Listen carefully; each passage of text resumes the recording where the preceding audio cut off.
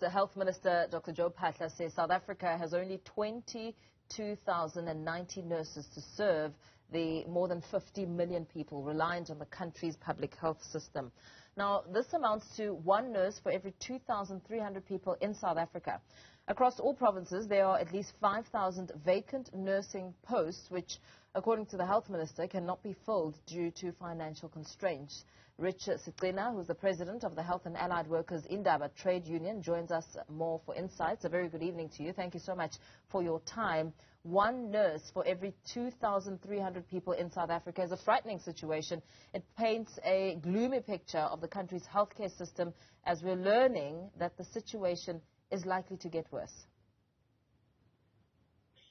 Thank you for having us. Good evening to yourself and that team, also as well as our members and prospective members.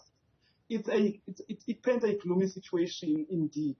And as a person, I'm the president of the organization, but obviously I'm doing the bedside nursing. I'm not working in our offices. I'm employed by KZN Department of Health, and I always see atrocities in our line of duty. For example, the gross shortage of staff, the impact of it thereof is really painful. What actually happened at Sebokeng Provincial Hospital is as a result of gross shortage of staff. Because when we are now trying to find out as a union to say what actually happened, because we know when the department is saying we are going to go there and do up investigations, nurses will be blamed. Surely, there's no doubt. And when our job as a union is to also do our own investigation to say what actually happened, then we are told there were more than 3 women who were bearing down in labor ward. And they were all, these women, if they are more than 3, and we only have 3 midwives who can actually help all of them, you find yourself as a nurse in a situation, in between the hard place and the rock. Which one to help? Which one to sacrifice? In a way. So gross shortage of staff is really a big issue in our country. And it's so sad to say even the minister is saying it is because they can't solve it. We are going to a situation where things are going to be worse than they are. I don't know where we are at the moment. Our public health system in particular is in ICU. And if the minister is going to say they can help because of austerity measures, because of budget constraints, why? Yeah. You're quite correct, Rich. Nurses will definitely be coming under scrutiny when it comes to the Sebokeng Hospital, a story that we're running here, a really devastating picture of a bigger picture, I suppose, the impact of the nurse shortages and what that will mean when it comes to a legal challenge, because this matter, she is not going to take it lying down.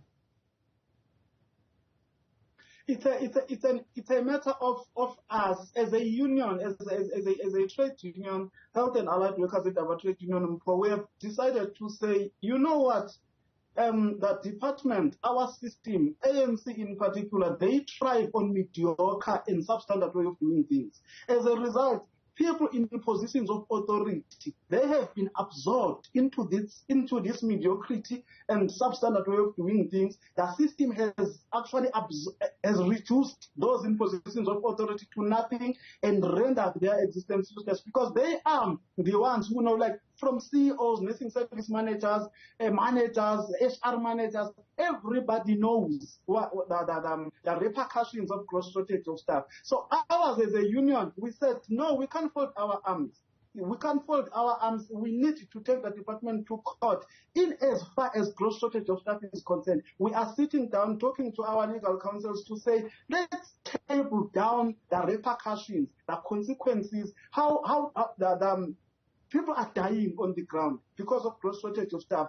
Nurses, doctors are fatigued, they are frustrated because we search ourselves. We go we go home with our lunch boxes because we didn't get the opportunity to sit down and eat. We are resuscitating left, right, and center. We are admitting. The only thing that actually can assist us if all nurses, there is actually a study that was done by vets to say nurses that are registered by South African Nursing Council, 288 about. If those currently who are unemployed, even if they can, all of them can be employed, we won't win. We won't correct that shortage of staff, but there will be a great improvement. That's all what we want. That department must be taken to court. There must be a court order that will force the department to hire every nurse in South Africa who's unemployed. South African Nursing Council as well must come to the party, because one of their core functions is to regulate nursing practice. How are they then going to regulate nursing practice when they are throwing nurses under the into the deep end in those different facilities? And when things go wrong, the South African Nursing Council is one of those regulatory bodies that will be throwing nurses under the bus. They must come up with proper revised nurse-patient ratios, so that when we go to court, we know what we are talking about. Yeah. There's also been suggestions, Rich, that the shortage of nurses is perhaps an indication that government's national health insurance is likely to fail.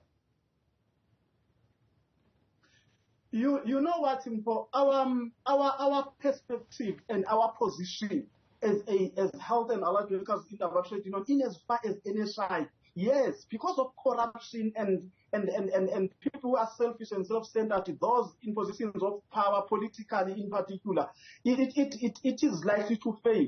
But look at it, Simpo. In South Africa, we have a two-tier system. We have private and public sector.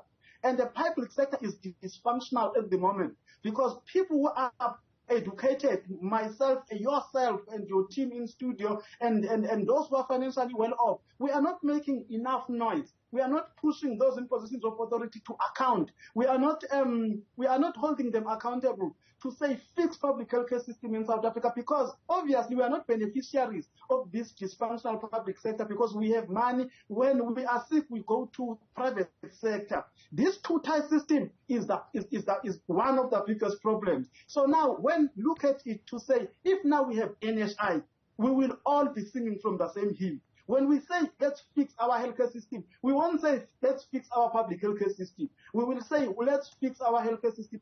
Let's make sure everyone who goes out there, either we are a porter, we are a cleaner, we are a nurse, we are a doctor, you go there to excel and produce quality, because our healthcare system is the heartbeat of our country.